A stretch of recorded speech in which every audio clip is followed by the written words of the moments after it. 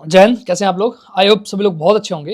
इस वीडियो में मैं बात करने वाला हूं एसएससी जीडी के मेडिकल के बारे में। आप सभी ने अपना अपना रिजल्ट देख लिया होगा। मैं अपने बारे में बता दूं, वर्तमान में मैं उत्तर प्रदेश पुलिस में हूं और इससे पहले एसएससी जीडी 2018 के थ्रू मेरा सिलेक्शन हो गया था। मुझे एसएस भी मिली थी। 2020 में हमारा मेडिकल हुआ था, मेडिकल आईटीबीपी कानपुर में हुआ था। सो मेडिकल का जो भी मेरा अनुभव रहा है, इससे पहले भी मैंने वीडियोस बनाई हैं और उससे बहुत लोगों को लाभ मिला है और वो सिलेक्शन पाए हैं। देखो, जब हम लोग मेडिकल के लिए जाते हैं या मेडिकल के लिए जब हमारा रिजल्ट आता है, खासतौर से वो बच्चे जिनकी उम्र 19 साल 20 साल है, जो पहली बार एसएससी जीडी में अपेयर हुए हैं, तो डर बहुत ज़्यादा होता है कि भाई हमारे घुटने तो नहीं मिल रहे हैं, हमारी बेंस तो नहीं दिख रही हैं, हमारी उंगली कटी है, इससे तो कोई दिक्कत नहीं आ जाएगी, हमें पूरा प्रॉपर दिख रहा है कि नहीं दिख रहा है। बार बार हम लोग आंख बंद करके दूर की चीज़ें पढ़ने का प्रयास करते हैं, फिर दूसरी आंख बंद करके दूर की चीज़ें पढ़ने का प्रयास करते हैं। सो इस तरीके से चीज़ें आपकी चलती रहेंगी। कब तक चलती रहेंगी? जब तक कि आपका मेडिकल नहीं हो जाता है। क्यों ऐसा होता है? क्योंकि आपको उतना अनुभव नहीं है और डर बहुत ज़्यादा होता है कि भाई अगर हमारा सिलेक्शन नहीं हुआ तो फिर हमारे गाँव वाले क्या सोचेंगे, लोग क्या सोचेंगे। सो ऐसा भय रहता है। इस भय के कारण ही आपकी ये सारी चीज़ें होती हैं। सो मैं आप सभी से एक चीज़ कहूँगा, पेशेंस बना के रखो। देखो, अगर आपकी बॉडी सही है, कोई भी इंसान आपको बाहर नहीं कर पाएगा। और अगर आपको दिक्कत है, मैं फिर कह रहा हूँ, छोटी छोटी दिक्कतें आपकी चल जाती हैं, लेकिन अगर आपको बड़ी दिक्कत है तो आपको दिक्कत हो सकती है, फिर आपको मेडिकल से बाहर कर दिया जाएगा। लेकिन छोटी छोटी प्रॉब्लम है तो आपको बिल्कुल घबराने की जरूरत नहीं है। आपका सिलेक्शन बहुत अच्छे तरीके से होगा और बाद में आपका फाइनल मेरिट लिस्ट में नाम भी आएगा और आप ट्रेनिंग के लिए भी जाएंगे। अब बात करें आपके मेडिकल के बारे में, मेडिकल किस तरीके से होता है। सो इस बार मेडिकल और डॉक्यूमेंट वेरिफिकेशन दोनों आपके साथ में होंगे। डॉक्यूमेंट वेरिफिकेशन में क्या क्या आपको लेके जाना है, जब आपका एडमिट कार्ड आएगा तो उस एडमिट कार्ड में आपकी सारी की सारी चीजें लिखी हुई होगी कि कौन कौन से आपको डॉक्यूमेंट लेके जाना है। एसएससी जीडी मेडिकल से पहले जब डॉक्यूमेंट वेरिफिकेशन होता है तो उस टाइम आपसे डॉक्यूमेंट 10-12 की मार्कशीट, आपका कास्ट सर्टिफिकेट, आपका निवास प्रमाण पत्र, आपकी फोटो आईडी, आपका अगर एक्स सर्विसमैन है तो एक्स सर्विसमैन की सर्विस बुक, अगर आप एनसीसी कर रखा है तो ये वाले सर्टिफिकेट, और अगर आपने एज वगैरह में छूट ले रखी है, चेस्ट वगैरह में छूट ले रखी है, तो इनके जो फॉर्मेट सर्टिफिकेट लगते हैं, जो एनेक्चर 7 एनेक्चर 9 होते हैं, ये लगते हैं, ये भी आपको बनवा के लेके जाने पड़ेंगे। मैं अपनी अगर बात बताऊं तो मैंने भी बनवाया था एनेक्चर 7 उस टाइम पे, लेकिन वो मैंने इसलिए बनवा लिया था क्योंकि मेरे साथ वाले बनवा रहे थे, और मेरे साथ वाले इसलिए बनवा रहे थे क्योंकि उन्होंने एज में छूट ले रखी थी। हाँ, उन लोगों के डॉक्यूमेंट लगते हैं जो लोग छूट लेते हैं। बाकी अगर मैं बात करूं कास्ट सर्टिफिकेट की, तो कास्ट सर्टिफिकेट आपका क्रूशियल डेट का पहले का बना होना चाहिए। अगर ये पहले का नहीं बना है तो फिर आपको दिक्कत हो जाएगी। दिक्कत बहुत ज्यादा नहीं होगी, अगर आपके नंबर ठीक है तब भी आपको दिक्कत नहीं होगी, आपको बस जनरल में डाल दिया जाएगा। दो चार चीजें और ध्यान रखना कि जब आप मेडिकल के लिए डॉक्यूमेंट लेके जाएं तो सबकी 2-2 फोटो कॉपी करा के ले जाना। साथ में आपको 10 से 15 फोटो जरूर ले जाना, लगती 4-5 हैं बट आप ले जाना, कोई दिक्कत नहीं है। अगर कोई जरूरत पड़ जाती है तो वहां से फिर आपको भागना पड़ेगा। दूसरी एक और चीज है कि अगर आपका कोई डॉक्यूमेंट नहीं रहता है तो आपको प्रॉपर टाइम दिया जाएगा, 1-2 दिन का समय दिया जाएगा, उसके बाद फिर आपको दोबारा बुलाया जाएगा। और जब आप मेडिकल देने जाएं तो आपने जो भी अपनी हायर क्वालिफिकेशन भरी हो, आपने ग्रेजुएशन भरी हो तो ग्रेजुएशन की डिग्री लेके जाएं, आपने एमए भरा हो तो एमए की डिग्री लेके जाएं, आपने कोई डिप्लोमा किया हो तो उसका आप सर्टिफिकेट लेके जाएं। तो इस चीज का आप लोग ध्यान रखें, जो भी आपने हायर क्वालिफिकेशन भरी है वो डॉक्यूमेंट आप जरूर लेके जाएं। और अगर आपने सिर्फ 12th भरी है तो 10th और 12th की मार्कशीट ही आपको ले जानी पड़ेगी। देखिए, आप लड़की हो या फिर लड़का हो, मेडिकल सबका लगभग सेम ही होता है। जब ये वीडियो खत्म हो तो उससे पहले आप लोग कमेंट जरूर करें कि ये वीडियो आपको कैसी लगी, आपको इन्फॉर्मेटिव लगी या नहीं लगी। बात कर लेते हैं एसएससी जीडी के मेडिकल के बारे में। मैं गारंटी के साथ कहता हूँ, एक एक चीज बता दूंगा, इसके बाद आपको कोई भी दिक्कत नहीं आएगी एसएससी जीडी के मेडिकल से रिलेटेड। और आपके जो बड़े बड़े भ्रम पाल रखे हैं आपने कि छोटी छोटी चीजें हैं, भैया हमारा कहीं नाखून कट गया है, हमारा सिलेक्शन होगा कि नहीं होगा, भैया हमारी एक उंगली हल्की सी टेढ़ी लग रही है, हमारा सिलेक्शन होगा कि नहीं होगा। सो ये जो आपके भ्रम हैं, इन सारे भ्रम को आप दूर करो। देखो, डर हमें जब तक लगता है जब तक हम उस चीज से नहीं गुजरे होते हैं। आप एसएससी जीडी के मेडिकल जिस दिन देने चले जाएंगे, दूसरे दिन आपके अंदर का सारा डर खत्म हो जाएगा।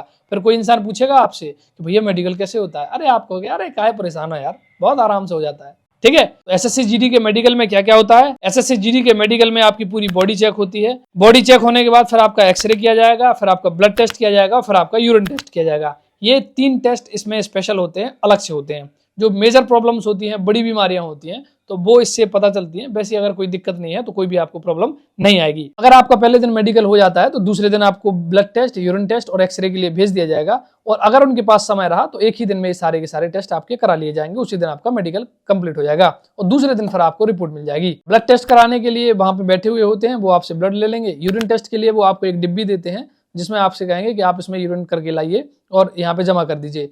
और जो आपका एक्सरे होता है तो सबको बारी बारी से बुलाते हैं, खड़ा करते हैं और सभी को एक एक करके एक्सरे लेते जाते हैं, नाम नोट करते जाते हैं और आपको फिर जाने देते हैं। अब आ जाते हैं हम लोग आपकी बॉडी चेकअप के बारे में कि आपकी बॉडी चेकअप कैसे होती है। सबसे पहले डॉक्टर आपको बुलाएंगे, लगभग 9, 10 या 15 लोगों का एक पैनल बनता है।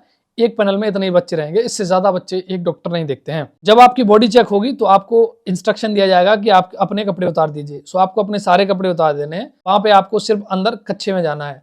सारे लड़के वहां पे खड़े हो जाते हैं, बारी बारी से सभी लोग खड़े हो जाते हैं अपने अपने सीक्वेंस के हिसाब से। जब वो खड़े होते हैं उसके बाद पहला जो चेक होता है वो आपकी आंखें चेक होती हैं। SSCGD में आंखें किस तरीके से चेक होती हैं तो आप लोग ध्यान दीजिए कि आंखें चेक करने के लिए आपको ऐसे बैठा दिया जाएगा या फिर आपको खड़ा कर दिया जाएगा। सामने 20 फीट दूर एक बोर्ड लगा होगा और उसको पढ़ने के लिए आपसे कहा जाएगा, या फिर अगर उतनी गुंजाइश वहां पे नहीं होगी तो आपके पीछे एक बोर्ड लगा होगा और सामने शीशा लगा होगा। ये ठीक वैसे ही आपका मेडिकल चेकअप होता है जैसे कि आपकी सरकारी अस्पतालों में देखा होगा। अगर आप चाहें तो सरकारी अस्पतालों में भी अपनी आंखें आप चेक करा सकते हैं। इसके बाद डॉक्टर का जो असिस्टेंट होगा तो डॉक्टर का असिस्टेंट आपकी एक कागज होगा, कोई भी कागज ऐसे आंख के ऐसे सामने लगा लेंगे और आपसे डॉक्टर साहब एक स्टिक लिए रहेंगे और उस पर रखेंगे कि आप ये अक्षर पढ़ो, ये अक्षर पढ़ो, ये अक्षर पढ़ो। फिर दूसरी तरफ जो उनका असिस्टेंट होगा वो ऐसे आपकी आंख छुपा लेगा, दबाते नहीं है, दबाने के बाद खोलने से फिर तो कुछ ही नहीं दिखेगा। तो वो लोग क्या करते हैं कि इस तरीके से आपसे कर लेते हैं, फिर बताएंगे डॉक्टर साहब उंगलियां रखते जाएंगे या फिर आप स्टिक रखते जाएंगे डॉक्टर साहब, और आपको वो शब्द पढ़ने पड़ेंगे। बस इतना ही रहता है। इतने में ही आपका जो विजन टेस्ट है वो आपका कंप्लीट हो जाता है।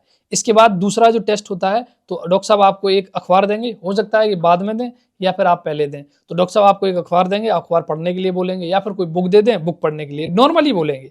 बस सामने से रख लेंगे, कहेंगे हाँ पढ़ो, आप 2 लाइन 3 लाइन पढ़ोगे, कहेंगे हाँ ठीक है चलो जाओ। इसके बाद फिर आपका का टेस्ट होता है। डॉक्टर साहब के पास एक जो बुक होती है, बुक में डॉक्टर साहब ऐसे पकड़े रहेंगे और डॉक्टर साहब आपको बस देखेंगे। डॉक्टर साहब ये नहीं देखेंगे कि आप कौन सा अक्षर पढ़ रहे हैं कौन सा नहीं, बस डॉक्टर साहब ऐसे बोलेंगे, ऐसे बोलेंगे, ऐसे निकालते जाएंगे, क्योंकि वो समझ जाएंगे कि आप पढ़ पा रहे हो या फिर नहीं पढ़ पा रहे हो। वो आपको पहले इंस्ट्रक्शन दे देंगे कि अगर कुछ आकृति दिखे तो आपको ब्लैंक बोलना है, अगर आपको नंबर या लेटर दिख रहे हैं तो वो आपको लेटर पढ़ना है, और अगर कोई आकृति दिख रही है तो आपको ब्लैंक बोलना है। और डॉक्टर साहब ऐसे खोलते जाएंगे और आप पढ़ते जाएंगे। बस 1 मिनट का काम रहेगा, इसके बाद आपको वहां से हटा देंगे।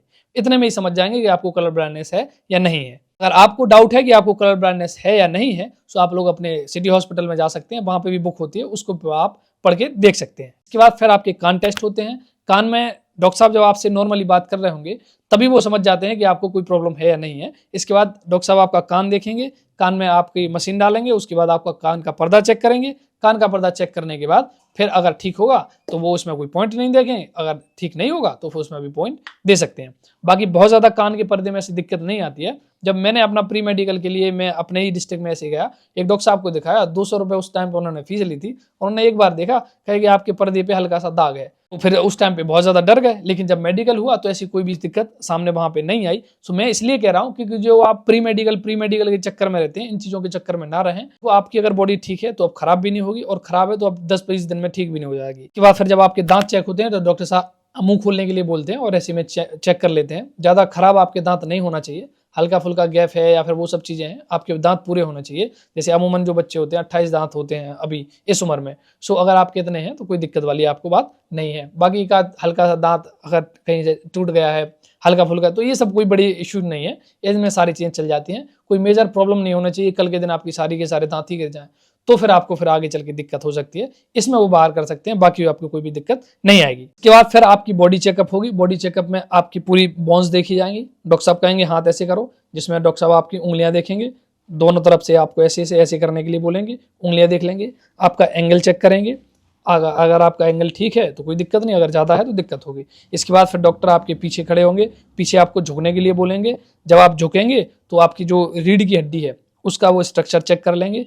इसके बाद फिर आप डॉक्टर साहब आपके पैर देखेंगे, पैर में आपके जो फ्लैट फिट होते हैं ये चीज़ें देख लेते हैं। अगर उनको लगेगा कि ज़्यादा दिक्कत है, नॉर्मली अगर आपको फ्लैट फिट नहीं है तो कोई दिक्कत नहीं, लेकिन अगर फिर भी उनको लगता है कि हो सकता है कि इसमें फ्लैट फिट है तो फिर आपको पाँव गीले करा के चलने के लिए बोलेंगे, उससे आप उनको पता चल जाएगा। नीचे की वो सारी उंगलियां आपकी चेक कर लेंगे। नौकनी के लिए बोलेंगे कि अपने दोनों के दोनों पैर झुकाओ। जब आप पैर झुकाएंगे तो लोग थोड़े से टाइट कर लेते हैं तो आपके घुटने नहीं झुकते हैं। दूसरी चीज़ है, कुछ डॉक्टर ऐसे होते हैं जो पैर झुकने के लिए नहीं बोलते हैं। वो लोग क्या करते हैं कि उनके पास एक क्यूब होता है, एक लकड़ी का क्यूब होता है, तो आपको लिटा लेंगे और आपके दोनों बीच में वो लगा के देखते हैं। वैसे आपके घुटने झुक रहे हैं, कोई दिक्कत नहीं आएगी, आपको बाहर नहीं करेंगे। वो नौकनी नहीं कहलाती है। बहुत सारे लोगों को भ्रम इस चीज़ का होता है कि भैया हमारे तो पैर झुक रहे हैं, हमारे तो घुटने झुक रहे हैं, अब हमें नौकनी है और हमें दिक्कत होगी। वो नौकनी नहीं कहलाती है। अमूमन जो डॉक्टर जो ज़्यादा होशियार डॉक्टर होते हैं वो ऐसा नहीं करते हैं, वो नॉर्मली देख लेते हैं आपको नौकनी है या नहीं है। लेकिन जो थोड़े से नए डॉक्टर होते हैं तो वो लोग पूरा प्रॉपर चेक करते हैं। इस तरीके से आपकी नौकनी चेक होगी। और नौकनी अगर आपके पैर झुक रहे हैं वो नौकनी नहीं कहलाती है। अगर थोड़े दूर रखने के बाद फिर भी झुक रहे हैं तब अगर आपको है तो फिर आपको नौकरी हो सकती है। ठीक, इस दरम्यान आपकी सारी बॉडी चेक हो जाएगी। अगर उनको वेरिकोज वेन्स चेक करने होते हैं तो वो लोग क्या कहते हैं कि आपको पंजे के बल ऐसे खड़ा कर देंगे और कहेंगे कि 100 तक गिनती गिनो, या फिर 1 मिनट वो अपनी घड़ी में टाइम देखेंगे और आपको पंजे के बल ऐसा खड़ा कर देंगे। आप खड़े रहेंगे पंजे के बल तो आपकी जो नसें हैं वो फूल के बाहर आ जाएंगी। अगर दिक्कत होगी तो दिख जाएगी, नहीं होगी तो कोई दिक्कत नहीं। हल्की फुल्की अगर वेन्स दिख रही है कोई बड़ी चीज नहीं होती है, वेरिकोज वेन्स बहुत ज्यादा होती है। इसके साथ साथ आपकी बॉडी पे कोई बड़े मेजर इश्यूज नहीं होना चाहिए, जैसे कुछ लोगों को जो गांठें टाइप की हो जाती हैं तो उनको बाहर कर दिया जाता है, किसी को स्किन के डिसीज होते हैं, बहुत ज्यादा उनको जो छाजन वगैरह हो जाती हैं तो उनको बाहर कर दिया जाता है। अगर आपको बड़ी समस्या है, आपको बड़ा ऑपरेशन हो रखा है तो समस्या आपको आ जाती है, बड़ी चोट लगी है तो समस्या आ जाती है। छोटी छोटी चीजें हैं, आपको कोई दिक्कत नहीं आएगी, आपका बड़े आराम से आपका मेडिकल कंप्लीट हो जाएगा। उसके बाद फिर आपके आ जाते हैं प्राइवेट पार्ट को लेके। सो मेल्स के प्राइवेट पार्ट अच्छे तरीके से चेक होते हैं। वहां पे आप, मैं सच बता रहा हूँ, माहौल इतना टाइट रहता है कि हंसी हंसी किसी को कुछ नहीं आती है। एक साइड में ले जाएंगे, डॉक्टर आपको कहेंगे आप अपने अंडरवेयर उतारिए, सो आप लोग अपने अंडरवेयर उतारें। उसके बाद डॉक्टर आपको घूमने के लिए कहेंगे, पीछे आपको घूम जाना है, झुकने के लिए कहेंगे, झुक जाना है। वो पहले आपको इंस्ट्रक्शन दे देंगे कि हम ऐसा ऐसा बोलेंगे और आपको ऐसा ऐसा करना है। उसके बाद वो आपको खींचने के लिए बोलेंगे, सो आपको ऐसे पकड़ के खींचना है, और फिर वो आपको खांसी करने के लिए बोलेंगे, 2-3 बार खांसी करने के लिए बोलेंगे। इसमें आपका पाइल्स चेक हो जाता है। अगर आपको पाइल्स होगा तो डॉक्टर लिख देगा, और अगर नहीं होगा तो फिर आपको कोई दिक्कत नहीं आएगी। जब आपका पाइल्स चेक हो जाएगा उसके बाद फिर आपके प्राइवेट पार्ट में आपके टेस्टिस चेक होंगे। टेस्टिस डॉक्टर अपने हाथ से ही चेक कर सकते हैं, या फिर आपसे बोलेंगे कि आप अपने दोनों टेस्टिस पकड़ के दिखाओ, दोनों टेस्टिस हैं या नहीं है। सर्दियों का टाइम है अभी, आप समझ रहे हो, तो थोड़ा ठीक ठाक तरीके से आप लोग अपना चेक कर लेना। उसके बाद और चीजें होती हैं, आपका पेनिस भी चेक होता है। कुछ कुछ ऐसे लोग होते हैं जिनके 2 छेद होते हैं, जब वो यूरिन पास करते होंगे तो उनको पता होगा कि जिनके 2 छेद होते हैं तो उनको दिक्कत हो जाती है, तो डॉक्टर वो भी प्रॉपर तरीके से खोल के चेक करते हैं, और आपकी जो स्किन वगैरह भी आपकी चेक करते हैं। तो ये चीज वहां पे चेक करी जाती है। अगर इनमें वैसे तो साधारणतः दिक्कत नहीं आती है, अगर दिक्कत हो जाती है, आपके 2 छेद हैं वहां पे जहां से यूरिन पास करते हैं, तो आपको दिक्कत हो सकती है। दूसरी चीज है, अगर आपका टेस्टिस 3 टेस्टिस हैं तो दिक्कत हो सकती है, और 1 टेस्टिस है तो भी दिक्कत हो सकती है। बहुत सारे लोग ऐसे होते हैं जिनका 1 ही टेस्टिस होता है, बहुत सारे लोग ऐसे होते हैं जिनके 3 टेस्टिस होते हैं। नॉर्मल आपके 2 टेस्टिस हैं, आपको कोई भी दिक्कत नहीं आएगी। बॉडी चेकअप ऐसी होती है, आपकी आंखें चेक हो गई, कान चेक हो गए, मुंह चेक हो गया, आपकी हड्डियां चेक हो गई, उंगलियां चेक हो गई, आपकी फ्लैट फिट चेक हो गया, आपका एंगल चेक हो गया, आपकी नौकनी चेक हो गई, आपकी वेरिकोज वेन्स चेक हो गई। यहाँ आपका बॉडी चेकअप पूरा कंप्लीट हो जाता है। इसके बाद फिर आपको भेजा जाता है आपके एक्सरे करवाने के लिए, यूरिन टेस्ट कराने के लिए, ब्लड टेस्ट कराने के लिए। ये सारी चीजें करा के फिर आपको 1 दिन के लिए बोल दिया जाता है कि अभी आप कहीं आसपास रुक जाओ। दूसरे दिन आपको उसकी रिपोर्ट आ जाती है। जब रिपोर्ट आती है तो सभी लोग अपने अपने भगवान को याद करते हैं, हमारा नाम भूल जाए, हमारा नाम भूल जाए। और जब तक आपका नाम नहीं बुला होता है तब तक हनुमान चालीसा सभी लोग पढ़ते हैं। हम भी पढ़ रहे थे, आप भी पढ़ोगे, जितने लोग वहां पे बैठते हैं सभी लोग यही करते हैं। सब अपने भगवान को याद करते हैं कि हे भगवान बस, क्योंकि वो सिलेक्टेड कैंडिडेट का नाम बोल रहे होते हैं, तो ऐसे में लगता है कि हे प्रभु हमारा नाम भूल जाए बस। जिन लोगों का सिलेक्शन हो जाता है उनका नाम बोला जाता है। जब तक आपका नाम नहीं बोलेगा तब तक आपको तसल्ली नहीं मिलेगी। जब आपका नाम मिल जाता है उसके बाद फिर आपको अलग कर दिया जाएगा, और जो लोग सिलेक्ट नहीं हुए होंगे तो उनको रीमेडिकल के लिए बोल दिया जाता है। 1-2 दिन का समय दिया जाता है। अब तो पहले 1 महीने का समय दिया जाता था, अब 1-2 दिन के बाद दूसरे सेंटर पे भेज दिया जाता है कि वहां पे आप चले जाना, वहां पे आप रीमेडिकल करा लेना। रीमेडिकल में भी बहुत सारे बच्चे बच जाते हैं, तो ऐसा नहीं है कि अगर आपको रीमेडिकल मिल गया तो आप बाहर ही हो गए। उम्मीद मत हारना, रीमेडिकल देने के लिए जाना वहां पे, और अगर आपको दिक्कत आती है तभी आप मानना। वैसे रीमेडिकल में भी बहुत सारे लोग अंदर हो जाते हैं। ठीक, ये आपका मेडिकल का प्रोसेस है। इसके अतिरिक्त आपकी मेडिकल में कोई भी चीज नहीं होती है। अभी आपके अंदर भय होगा, आप बार बार चीजें चेक कर रहे होंगे, पढ़ रहे होंगे, बार बार अपने घुटने में ला के देख रहे होंगे, बार बार सारी चीजें आप चेक कर रहे होंगे। सो मैं आप सभी से कहूंगा, अगर प्राइवेट पार्ट में आपको ज्यादा दिक्कत है, जैसे हाइड्रोसिल है और आपकी हार्निया वगैरह है, अगर ये प्रॉब्लम है तो आप लोग डॉक्टर को जरूर दिखाएं। अगर नहीं है तो आपको कोई भी दिक्कत फिर वहां पे नहीं आएगी। जितने भी लोग SSCGD का मेडिकल देने के लिए जा रहे हैं, आपको मैं एक चीज क्लियर कर दूं, आपका सिलेक्शन आपकी मेहनत दिलाएगी। अगर आपकी बॉडी ठीक है तो आपको कोई भी दिक्कत नहीं आएगी। बहुत सारे दलाल ऐसे रहेंगे जो आपसे पैसे मांगेंगे, हो सकता है कि वो यूनिफॉर्म में भी रहें और आप उनके बहकावे में आ जाएं। मैं फिर कहूंगा, किसी के भी आपको बहकावे में नहीं आना है। आपकी बॉडी ठीक है, आपका मेडिकल क्लियर होगा, आपके नंबर अच्छे हैं, फाइनल मेरिट लिस्ट में आपका नाम आएगा।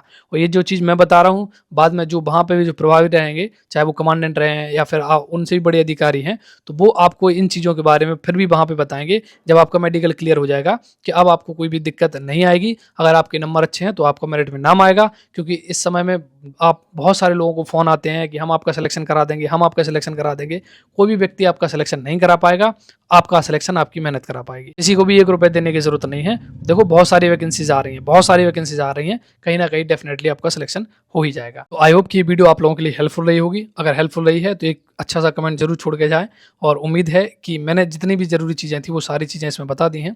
फिर भी अगर कोई चीज़ आपकी छूट जाती है, कोई डाउट आपका रहता है, आप लोग कमेंट में पूछ सकते हैं, ठीक है। बाकी जितने भी लोग SSC, GD, Delhi police, UP police, RPF, इन वैकेंसीज की अगर आप तैयारी कर रहे हैं तो आप लोग मेरे टेलीग्राम चैनल और व्हाट्सअप चैनल से जुड़ना ना भूलें।